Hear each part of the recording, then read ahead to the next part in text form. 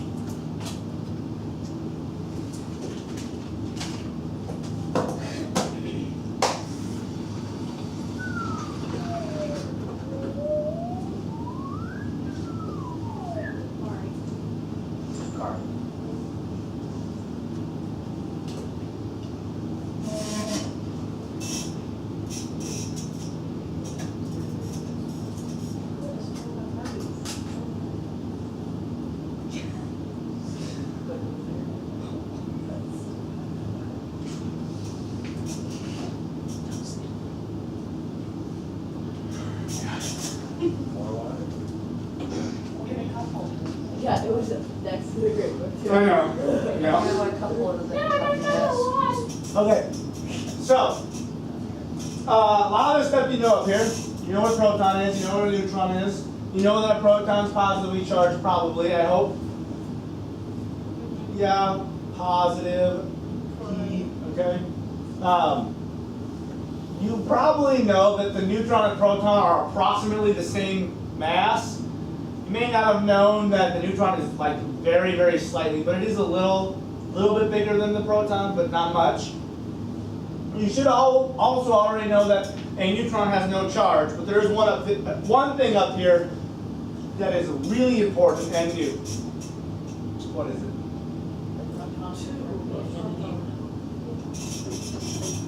If there is something to star or to make a very important note of, is that the protons determine the identity of your element. Very important. So if I told you that I'm dealing with an atom or an element with 50 protons, it can only be one thing.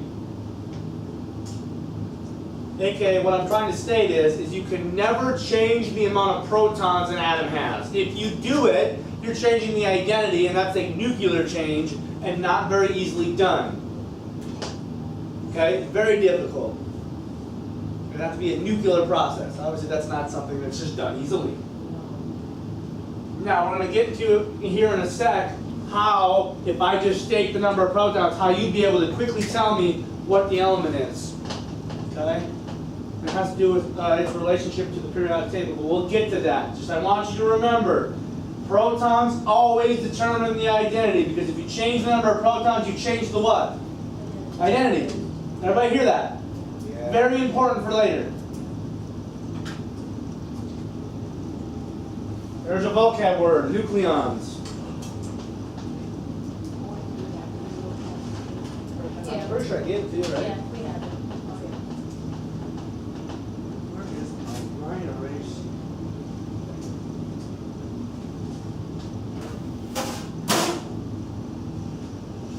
Where's my eraser? Oh, there it is.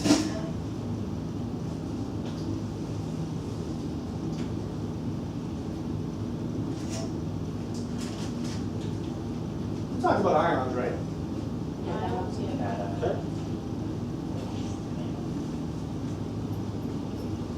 Hmm?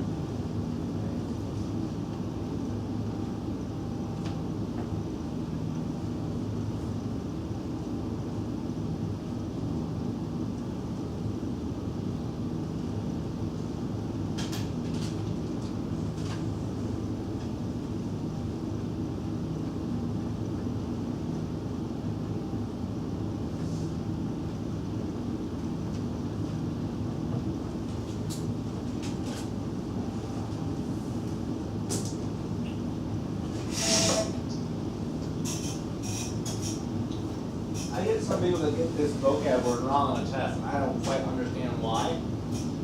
The only reason you can get this vocab word wrong on the test is if you do not know much about the atom. Why do I say that?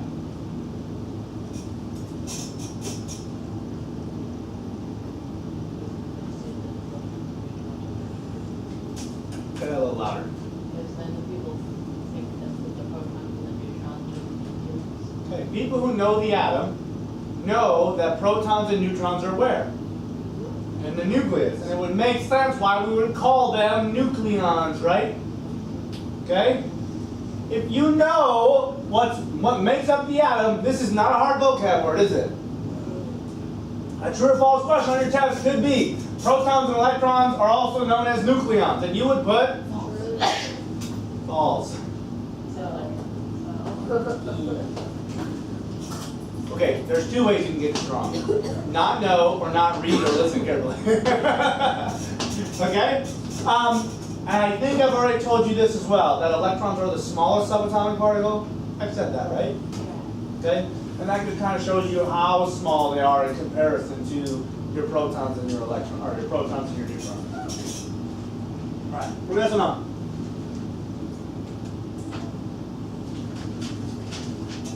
I would say here's what's really important from this slide.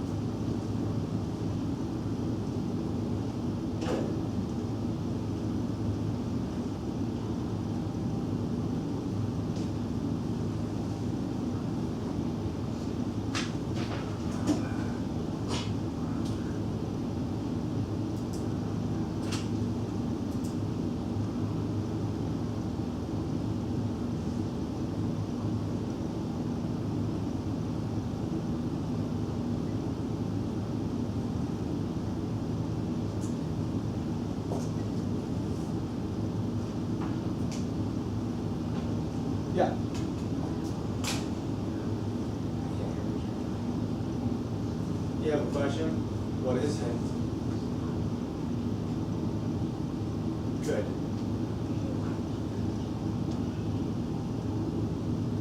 Because it was long.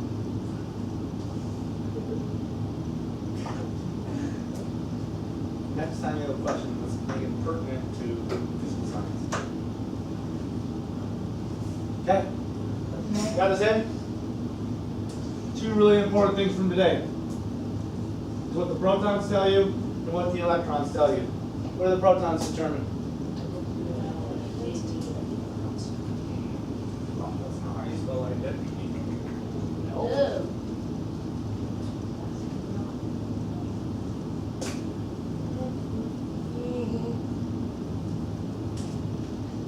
What do electrons tell you? Chemical and physical properties. Now I'm summarizing here, right? I could say protons determine identity of the atom, and I could say the electrons determine the chemical and physical properties, but I'm summarizing the main points of what we're just talking about here. Okay? You cannot change the protons, because that would change the identity. But you can change the electrons. And how those electrons change are the reason why we have certain chemical and physical properties for things. So let's review ions. We have two kinds. Do you remember? Add and positive. Well, what's the difference? Add is positive. Okay, cations are the positive guys. So let's say I've got a potassium cation. There's its charge. Let's say chlorine anion. Okay, so let me ask you, how does the potassium atom become positively charged? It loses an electron. It loses an electron. Why does it not gain a proton? That would change the identity. It would change its identity. It would no longer be potassium if it gained a proton. It would be calcium. Okay? You cannot change protons. If you do, it completely changes its identity. However, electrons can change quite frequently, and it's the result of bonding, and things bond to become stable, and when they bond, they have certain chemical and physical properties. So you see why the number of electrons that they have would determine what? The chemical and physical properties. Because don't you think properties have a lot to do with what they bond with and how they bond and things like that? And what the result of that bonding does? Yes. Shane. What did you do? Alright, this is what I was curious about this morning, and that led me to that person who said that people of religious background are less intelligent, and the reason why it would make sense why they would be less intelligent because they believe things that are stupid, essentially, is what you would have said. But I would say, joke's on you. Cross is foolish to the unbeliever.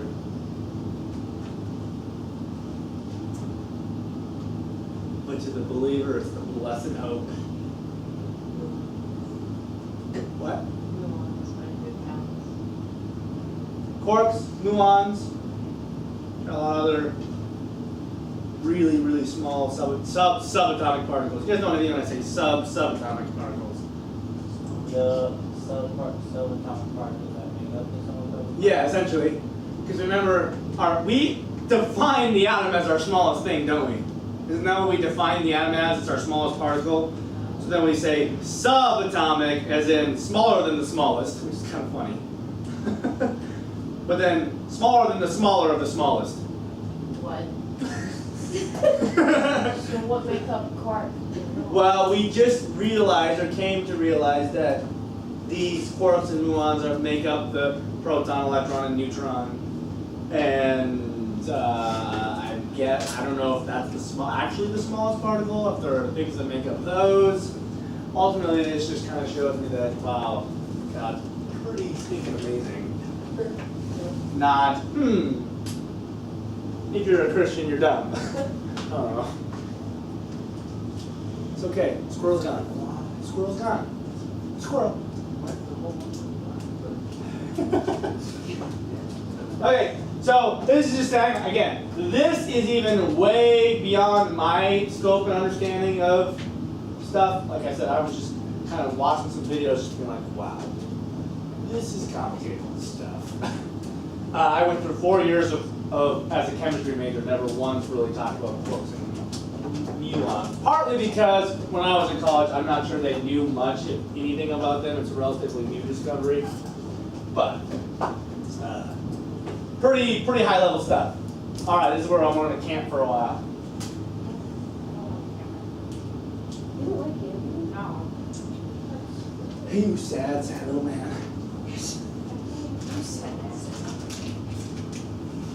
I guess I'm joking. I haven't camped in years, but I wish I could. Just kind of difficult to do with small children. Sleeping in a bag underneath sheets on the ground. What I want to get is one of those really good. Tents the size of your house. Your house with camper, RV. No, Oh my really gosh. good. Give me What's it called? Things you hang from trees. Hammock. I want They make really good hammocks. Like they're really expensive, so we probably won't be able to afford it. But they make ones that have like mosquito nets and like have like ripples in the material so that like it keeps heat in better. And like, yeah, it's just boss. No, I want those hammocks from Avatar. They laid up there's clothes. That wasn't a hammock. Was it? Well, it was kind of like, it was pretty much a hammock. It was more like a cocoon. Cocoon, yeah. It Well, starts. that's kind of what a hammock is, right? A cocoon for a human.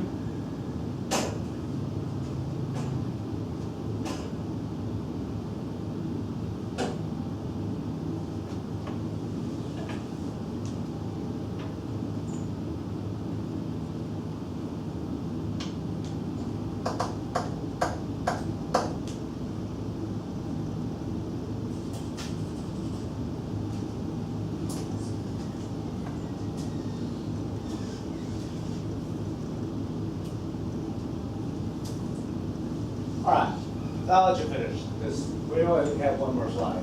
But we're gonna talk quite a bit about these next couple slides.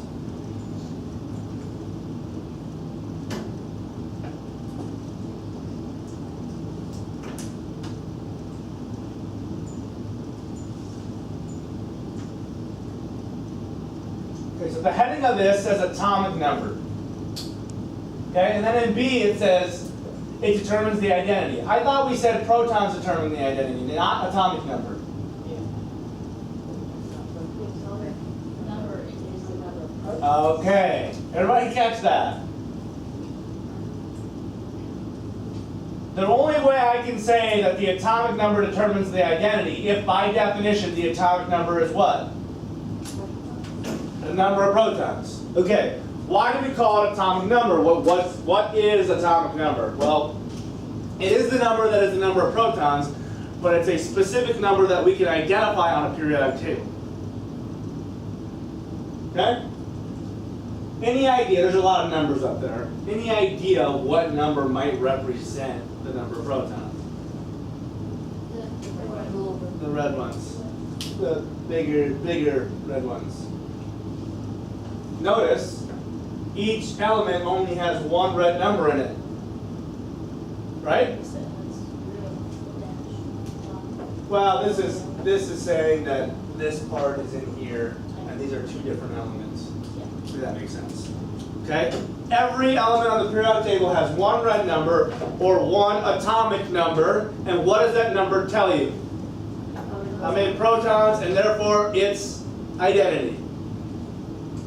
Okay?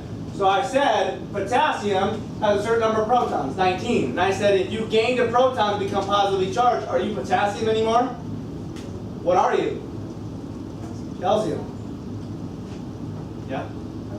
What is the UQ? Those are the man-made radioactive ones that were discovered. So 118, un octium is what that means. It's the Latin word for 118. Oh, why can't they do it?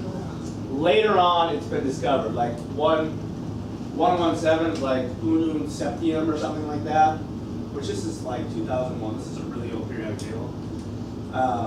But that has now been named like Tennessine or something like that.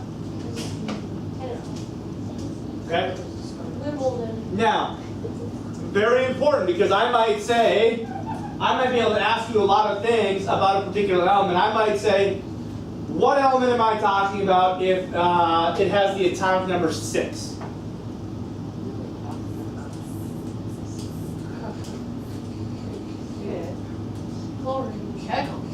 What element am I talking about? C. What is C? You guys don't know what C is? Okay. Good thing you guys will be memorizing that one, along with 22 other ones. This year? Yeah. Carbon? Chemistry, you memorized 52 of them. Oh, shoot. Bobby. C is carbon. Oh, my so I gosh, guess I'm stupid. Oh, I did it. How about the atomic number 7? Nitrogen. How about the atomic number 29? That might be a little trickier.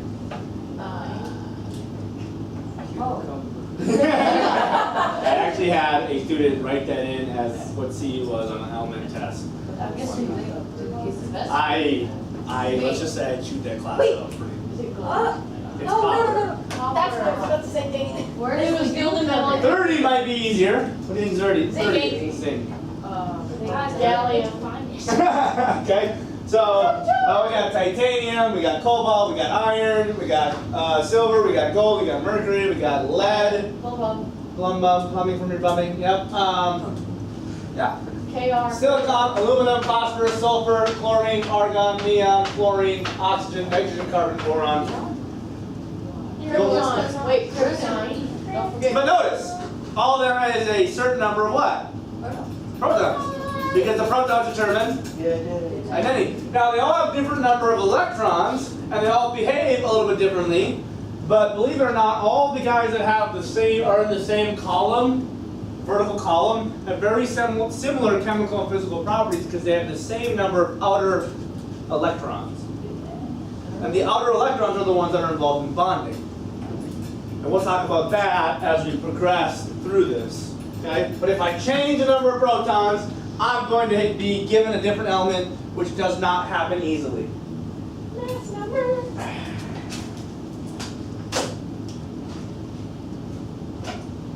Is this the last slide? I think so. I'm going to be asking you a few questions to bring all this stuff together, I guess.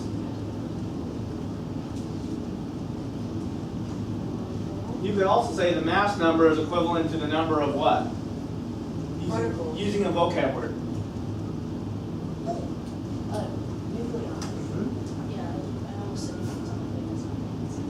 Mass number is the number of nucleons. Great, Mr. Kramer. You just said a vocab word I don't know.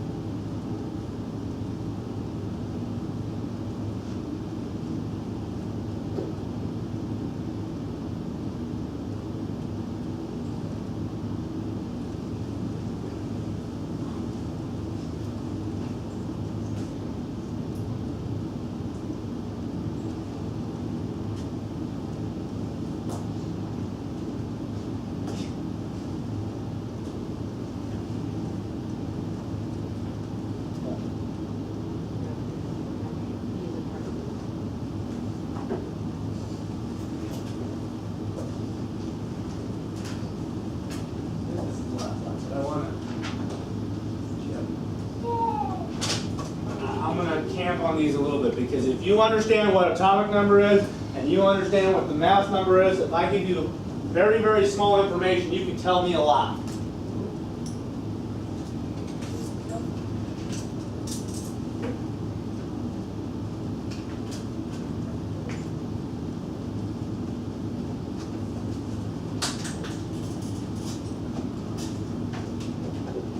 Okay? Mass number is the total number of protons and neutrons in the nucleus.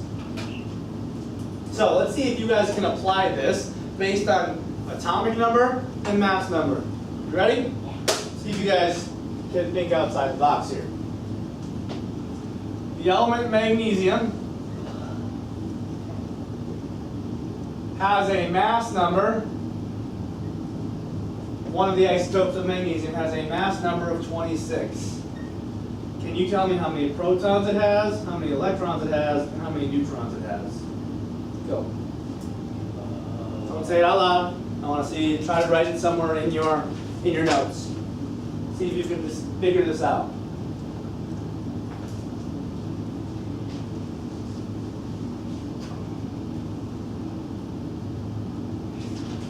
One of them should be really easy. And I think two of them should be pretty easy too.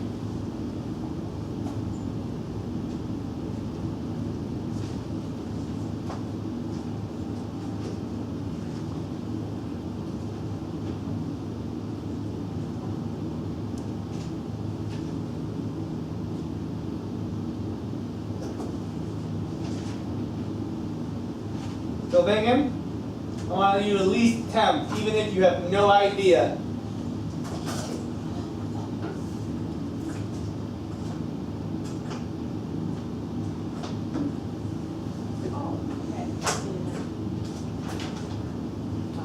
All I told you was the element name and the mass number. You can determine all three of these from that information. It does. Or so we think. Alright, let's go over this. 'Cause I want to give you a couple more examples here. Who thinks they know the number of protons? Yeah? 12. Why is it 12? Because when you look at the table, there's 12 instead of the atomic number. Because there's only one proton number for magnesium. Why?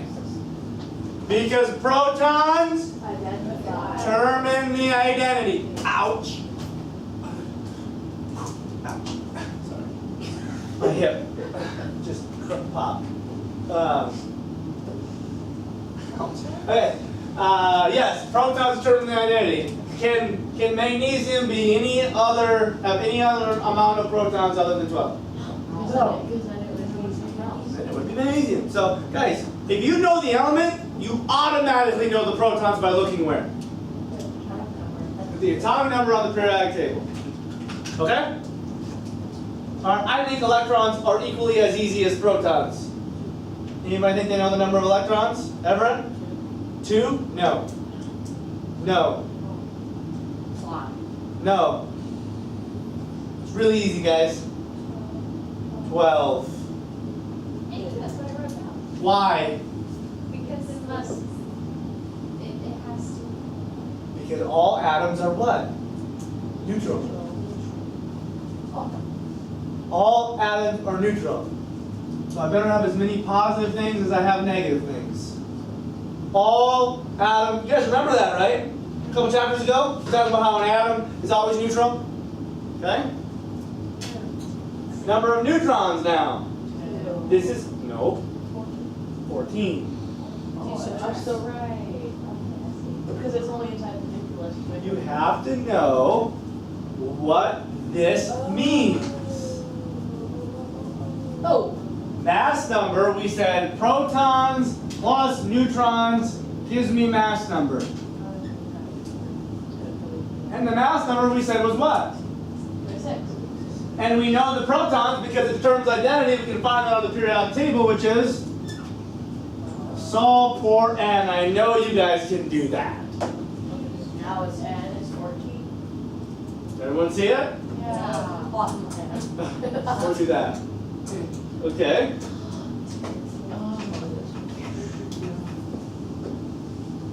All right, here we go. I'm going to give you another hard one. Oh, do it. Protons, electrons, and neutrons. I know that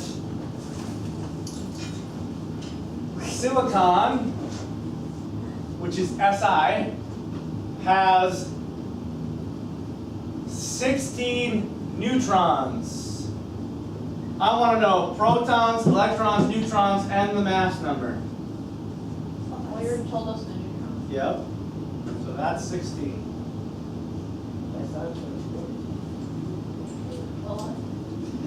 You are right.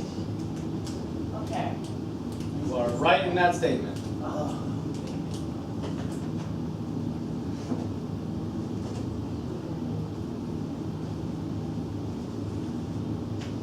Got it? Yeah. Think so.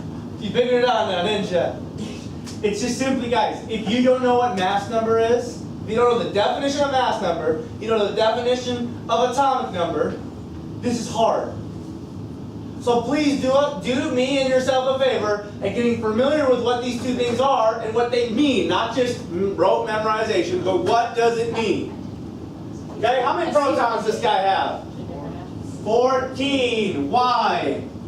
Because that's the Atomic number. It's an atomic number, and it cannot have anything other than 14 protons.